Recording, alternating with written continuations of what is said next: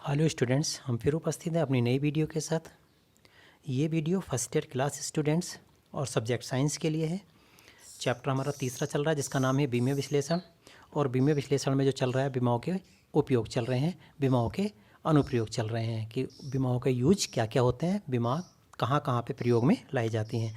तो आज हम बीमाओं का आपके लिए एक नया यूज़ लाए हैं, नया उपयोग लाए हैं, और वो है एक पद्धति के मात्रक को दूसरी पद्धति के मात्रक में बदलना। यानी बीमाओं की सहायता से हम एक पद्धति के मात्रक को दूसरी पद्धति के मात्रक में कैसे लाते हैं। जैसे आपको पता है, जैसे किलोग्राम है, किलोग्राम को हम ग्राम में कैसे बदलें, है ना।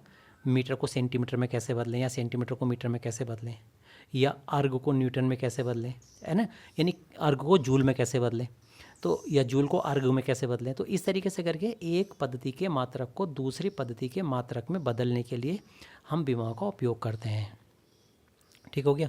तो वो उपयोग कैसे किया जाता है उसके बारे में हम बताते हैं। तो इसके लिए हम आपके लिए सबसे पहला प्रश्न लेकर के आए हैं। जैसे ये क्वेश्चन है, पारे का घनत्व 13.6 ग्राम बटे सेंटीमीटर की घात 3 है। यानी पारे का जो घनत्व दिया है वो 13.6 ग्राम बटे सेंटीमीटर की घात 3 दिया है। यदि द्रव्यमान तथा लंबाई को एम के एस पद्धति में मापें, तो द्रव्यमान को एम के एस पद्धति में नापेंगे तो किलोग्राम आएगा, ठीक। और लंबाई को एम के एस में नापेंगे तो मीटर आएगा। जबकि यहाँ पे क्या दे रखा, ग्राम दे रखा और सेंटीमीटर दे रखा। जबकि पूछा क्या में है, द्रव्यमान और लंबाई को एम के एस पद्धति में मापें तो बताइए पारे के घनत्व का मान क्या हो जाएगा।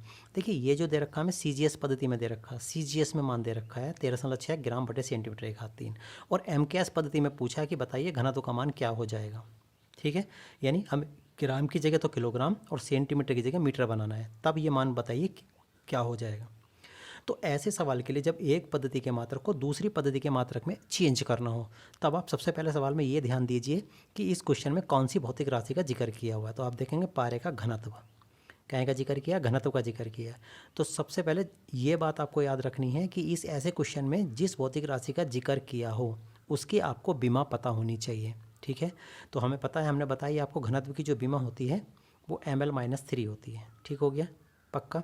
और जो मान हमें शुरू में देते हैं उसे n1 से प्रदर्शित करते हैं, और जो मान पूछते हैं ऐसे सवालों में उसे हम n2 से प्रदर्शित करते हैं। यानी n2 का मान हमें ज्ञात करना, और n1 हमें 13.6 ग्राम बटे सेंटीमीटर की घात 3 दिया हुआ है। और इस ग्राम की जगह हमें किलोग्राम लाना है और सेंटीमीटर की जगह मीटर बनाना है। तब बताइए ये मान कितना हो जाएगा, वो n2 का मान आ जाएगा। तो घनत्व की बीमा कितनी हो गई, जानते हैं हम घनत्व की बीमा कितनी होती है, ml-3 होती है। तो इस बीमा को हम इस तरीके से भी लिख सकते हैं। इसको बंटू में तोड़ देते हैं, बंटू में जब तोड़ेंगे तो ये आ जाएगी इस तरीके से करके n1, और m की जगह m1 हो जाएगी, l की जगह l1 हो जाएगी। तो n1 m1 l1-3 बराबर n2, जो मान हमें निकालना वो n2, और m2 m1 की जगह यहाँ m2 और l1 की जगह यहाँ l2 और -3 अपनी जगह। चूँकि हमें n2 का मान निकालना, तो जब हम n2 निकालेंगे तो ये वैल्यू ऊपर और ये वैल्यू नीचे आ जाएगी। तो n2 बराबर आ जाएगी n1 m1 l1-3 और बटे m2 l2-3, ये मान हमारे पास आ जाएगा। अब उसके बाद हम क्या करते हैं, इसको अलग अलग कर देते हैं। m वाले पद को अलग ले लेते हैं और l वाले पद को अलग ले लेते हैं। तो n2 बराबर आ जाएगा, n1 अपनी जगह रखा हुआ तो m1 बटे m2 आ जाएगा और l1 बटे l2 आ जाएगा। लेकिन दोनों के ऊपर -3 थी तो -3 मैंने होल में लगा दी, ऊपर कर दी सबसे ऊपर। ठीक हो गया। या n2 बराबर n1 कितना दिया था मुझे, 13.6 दिया था, गुणा m1 हमें क्या में दिया था, ग्राम में दिया था। जो दी हुई वैल्यू थी वो ग्राम थी, और m2 जो पूछी क्या में थी, किलोग्राम में। l1 क्या में दी थी हमें, सेंटीमीटर में, और l2 जो पूछी थी वो l2 जो पूछी गई है वो मीटर में पूछी गई है, और ऊपर -3। यानी m1 की जगह हमने ग्राम और m2 की जगह किलोग्राम, क्योंकि m1 वो वैल्यू जो हमें दी हुई है ग्राम में दी थी, m2 वो वैल्यू जो हमें ज्ञात करनी किलोग्राम में, l1 वो जो हमें दी हुई है यानी सेंटीमीटर में दी हुई है, और l2 वो वैल्यू है जो हमें ज्ञात करनी है मीटर में मान निकालना, और ऊपर -3 अपनी जगह रखा हुआ था। चलिए, तो n2 बराबर आ जाएगा 13.6, ऊपर तो ग्राम था ही, और नीचे जो किलोग्राम था ना, किलोग्राम को हम ये भी तो लिख सकते हैं 1000 ग्राम, क्योंकि 1 किलोग्राम में 1000 ग्राम होते हैं। ऊपर ग्राम, नीचे किलोग्राम नहीं था, किलोग्राम था ना, तो 1 किलोग्राम में 1000 ग्राम होते, तो हमने यहाँ पे 1000 ग्राम लिख दिया। ऊपर क्या था, सेंटीमीटर, नीचे था मीटर, और 1 मीटर में कितने सेंटीमीटर होते हैं, 100 सेंटीमीटर। तो हमने क्या करा कि जो बड़ी इकाई थी ना उसको हमने छोटी इकाई में तोड़ दिया। यहाँ किलोग्राम था तो 1000 ग्राम लिख दिया, और यहाँ पे मीटर था तो 100 सेंटीमीटर लिख दिया। सेंटीमीटर से सेंटीमीटर हट जाएगा, ग्राम से ग्राम हट जाएगा। तो ये आ जाएगा n2 बराबर 13.6, और यहाँ पे बचेगा 1/1000, और गुणा यहाँ पे क्या बचेगा 1/100, और उसकी घात -3। -3 हटाने के लिए, इसको +3 करने के लिए 100 को ऊपर ले जाएंगे, तो 100 जैसे ही ऊपर जाएगा तो ये +3 हो जाएगा। ठीक हो गया। अब इसको ओपन कर देंगे तो 13.6 गुणा 1/1000, और गुणा, चूँकि 100 की प्लस की 3 हो गया था ऊपर जाने के बाद, तो इसको 100 को 3 बार लिख लेंगे, 100 गुणा 100 गुणा 100। 1 2 3 जीरो तो यहीं कट जाएंगे, तो यहाँ पे कितने बचेंगे, 1 2 3 जीरो ही बचेंगे। तो इधर 13.6 बचेगा। तो n2 का जो मान आ जाएगा वो 13.6 गुणा 10⁻³ आ जाएगा। 10⁻³ ये वाले है ना, 2 घात ये रही और 1 ही वाली 3 बची ना इतने। अब ये मात्रक ग्राम बटे सेंटीमीटर की घात 3 में नहीं आएगा, बल्कि अभी MKS पद्धति में बदल जाएगा। देख लो, किलोग्राम बटे मीटर की घात 3 आ गया।